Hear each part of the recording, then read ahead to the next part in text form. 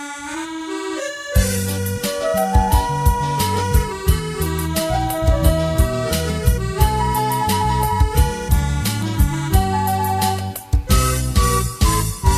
ៃនេះការរីក្លិនក្រអូបសា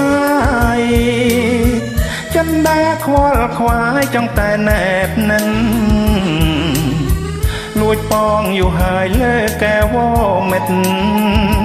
ពេលនេះដួងច័ន្ទរតែចង់បានបងកំប៉ុងស្នេហ៍លើអូនណាថ្លៃ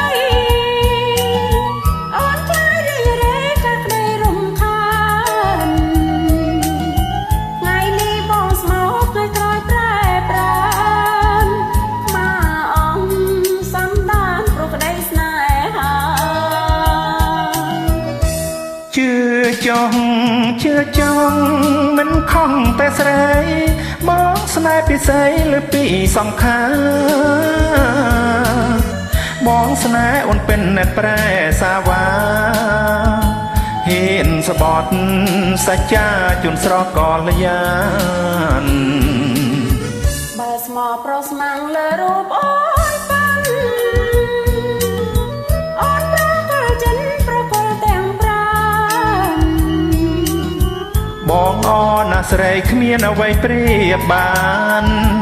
យើងរួមសងសាបានអង្វែងអើយ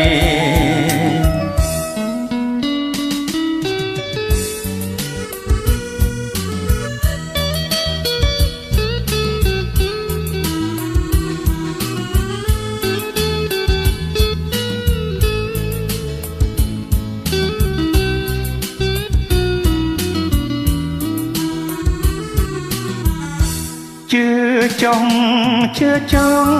មិនខំតែស្រីបងស្នេហ៍ពិសេសលើពីសង្ខារបងស្នេហ៍អូនเป็นអ្នកប្រែសាវ៉ាហ៊ានស្បត់សច្ចាជូនស្រកលយានបើស្មោប្រុសស្មាំងលើរូបអូនប៉ាន់អូនប្រកល់ចិនប្រកល់ទាំងប្រាណបងអណាស្រីគ្មានអ្វីប្រៀបបានយើងរួមសងសាបានអង្វែងអើយយើងរួមសងសាបានអង្វែងអើយយើងរួមសងសា